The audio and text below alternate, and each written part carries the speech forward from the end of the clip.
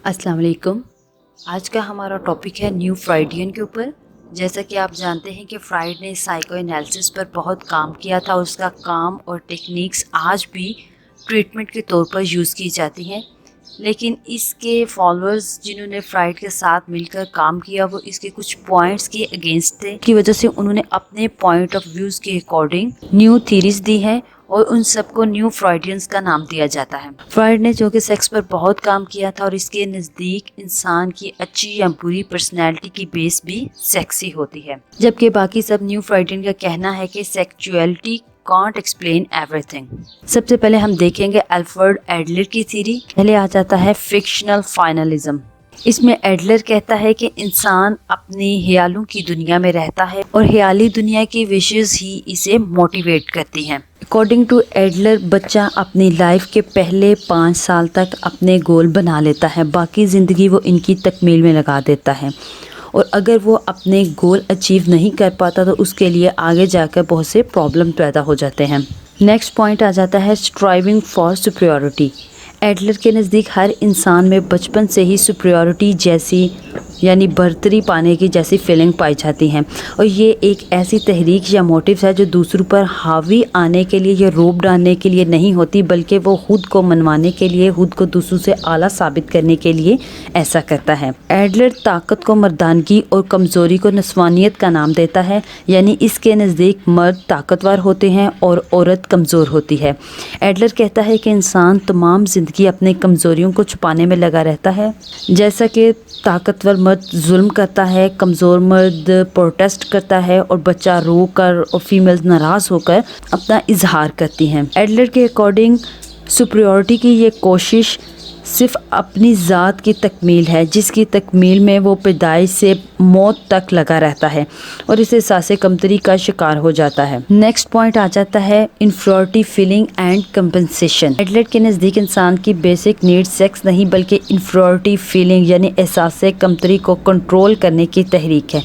अब एहसास कमतरी की कई वजूहात होती हैं, यानी जैसे एक बच्चा अपने सिबलिंग से हाइट में कम होता है या जिस्मानी तौर पर ताकतवर उनसे कम होता है तो एहसास कमतरी का शिकार हो जाता है। फ्रेंड्स के सामने किसी चीज़ की वजह से लाइक उसके पास उसके टॉयज उन जैसे नहीं या उसका ड्रेस उस जैसा नहीं, तो इससे भी इन्फीरियरिटी की फीलिंग्स डेवलप होती हैं। यहाँ पे कुछ बच्चे पैदाइशी तौर पर ही किसी कमज़ोरी के साथ पैदा होते हैं जो कि उनकी सारी लाइफ एहसास कमतरी में मुब्तला रखती है उन्हें। एडलर का कहना है कि इंसान अपनी तमाम ज़िंदगी इस कमज़ोरियों की तलाफ़ी करता रहता है और वो एक दिन बहुत कामयाब हो जाता है अगर वो पूरी तरह इन अपनी वीकनेसेस को या इन्फीरियरिटी की फीलिंग्स को कंपनसेट कर ले तो। एडलर खुद लिखता है कि वो भी बचपन में बीमारी और कमज़ोरी की वजह से कामयाब डॉक्टर बन गया था। इसी तरह एक अमेरिकन प्राइम मिनिस्टर का बताया गया है कि वो भी बचपन में हिकलाता था लेकिन बाद में वो एक अच्छा मुकर्रर बन गया था, अच्छा डिबेटर बन गया था। और अगर इंसान अपनी इन कमज़ोरियों को कंपनसेट ना कर पाए तो उसमें इन्फीरियरिटी कॉम्प्लेक्स पैदा हो जाता है। इससे इंसान बाद में दूसरी बहुत सी नफ्सियाती बीमारियों में मुब्तला हो जाता है। एहसास कमतरी की क्या पहचान है, किस तरह पता चलता है कि ये चीज़ इंसान को पॉइंट आउट कर रही है। इसके कुछ पॉइंट्स हैं, जैसे कि इसमें इंसान का बिहेवियर बहुत रफ़ हो जाता है, वो दूसरों के साथ बहुत रफ बिहेव करता है, हर वक्त क्रिटिसाइज करता रहता है, हर बात में खुद को अच्छा साबित करता है, दूसरों को गलत साबित करता है, हर काम में अपना फ़ायदा ढूंढने के चक्कर में लगा रहता है। नेक्स्ट पॉइंट आ जाता है सोशल इंटरेस्ट। एडलर कहता है कि humans are primarily social not sexual creator. Adler के नज़दीक शख्सियत में सोशल फैक्टर बहुत इंपॉर्टेंस रखते हैं। वो कहता है कि बच्चे और माँ का कनेक्शन भी एक सोशल रिलेशन है जो कि सारी ज़िंदगी में बहुत ज़्यादा इंपॉर्टेंस रखता है। नेक्स्ट पॉइंट आ जाता है स्टाइल ऑफ लाइफ। अब एडलर कहता है कि जैसे इंसान अपने कमतरी के एहसास से बचने के लिए खुद को सुपीरियर जाहिर करता है तो वो उसे खुद को सुपीरियर जाहिर करने के लिए एक महसूस रिएक्ट करता है। अब उस महसूस बिहेवियर को स्टाइल ऑफ लाइफ का नाम दिया गया है, लाइफ स्टाइल या स्टाइल ऑफ लाइफ कहा जाता है। इंसान हर चीज़ को खुद से मीनिंग देता है और खुद से डिफाइन करता है, यानी कि वो अपना ही तर्ज ज़िंदगी अपना लेता है। एडलर के नज़दीक बच्चे के पहले 5 साल बहुत इंपॉर्टेंट होते हैं। इसमें उसके कॉन्सेप्ट जो बन जाते हैं वो पूरी लाइफ चेंज नहीं किया जा सकता, यानी उसकी पूरी लाइफ में वो पहले 5 साल बहुत ज़्यादा इंपॉर्टेंस रखते हैं। नेक्स्ट पॉइंट आ जाता है क्रिएटिव सेल्फ। एडलर का कहना है कि कोई भी लाइफ स्टाइल अपनी इन्फीरियरिटी फीलिंग या कम्प्लेक्सेस को کمپنسیٹ کرنے کے لیے اپنایا جاتا ہے. لیکن اس کے بعد اس نے کریٹو سیلف کا کانسیپٹ دیا تھا. اس کا کہنا ہے کہ انسان کی یہ کریٹو سیلف اس کی وہ پاور ہوتی ہے جو کہ اس کے انفیریٹی کو کم کر کے سپریورٹی میں لاتی ہے, اسے سپیریئر بناتی ہے دوسروں کے سامنے, اور یہ پاور اسے سپیریئر بننے کے بعد اسے اس کے لائف کے گول اچیو کرنے میں بہت ہیلپ فل ہوتی ہے. ایڈلر کے اکارڈنگ اگر لائف میں کوئی پاسٹ ایکسپیرینس موجود نہ ہو تو یہ کریٹو سیلف خود سے فوکس کر کے ہمیں مقصد بنا کے دیتی ہے جسے ہم آگے لے کے چلتے ہیں اور کامیاب ہو جاتے ہیں. اگر پھر بھی ہم اپنا مقصد حاصل کرنے میں ناکام ہو جائیں تو پھر کمپلیکسز پیدا ہوتے ہیں جو کہ فردر دوسری نفسیاتی بیماریوں میں مبتلا کر دیتے ہیں.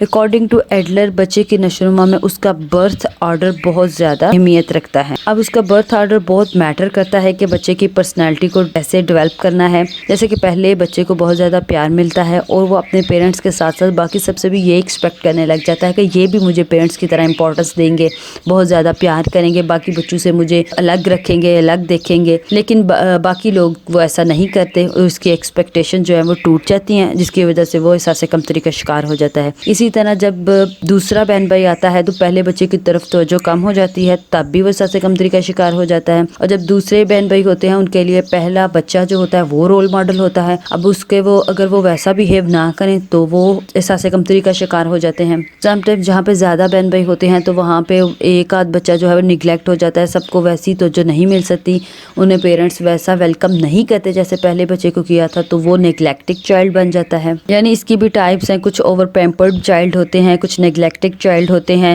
تو لیکن انہی پوائنٹس کی وجہ سے, چھوٹی چھوٹی باتوں کی وجہ سے یہ بچوں کی لائف جو ہے وہ کمپلیکسز کی طرف چلی جاتی ہے, ان میں انفیریٹی فیلنگز آ جاتی ہیں کہ مجھے کیوں کم پیار ملا, اگلے کو کیوں زیادہ ملا, واٹ ایور. اس طرح کے پوائنٹس جو ہیں جو بچے کی پرسنالٹی پہ بہت زیادہ افیکٹ کرتے ہیں اور آگے جا کے ان کی پرسنالٹی ان کمپلیکسز کی وجہ سے ڈیمیج ہو جاتی ہے. ہم دیکھا جاتا ہے کہ ڈفرینس کیا ہے فرائڈ اور ایڈلر کی تھیوری میں.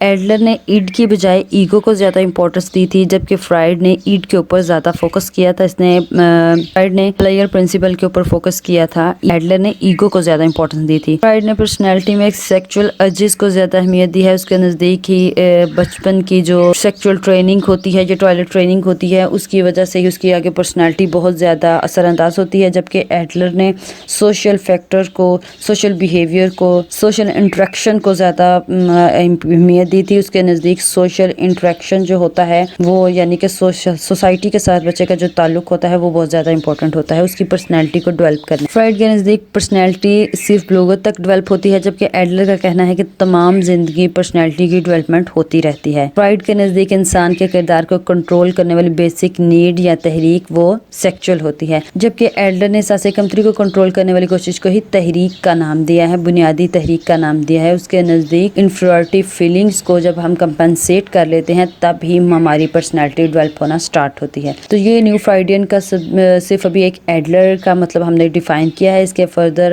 ہم نیکسٹ لیکچرز میں آہستہ آہستہ ڈسکس کرتے جائیں گے اور ہر ایک کا فرائڈ کے ساتھ ڈفرینس بھی ہم دیکھیں گے. بہت زیادہ انٹرسٹنگ ٹاپک ہے, امید ہے آپ کو سمجھ آ گئی ہوگی. اپنا خیال رکھیے گا. اللہ حافظ.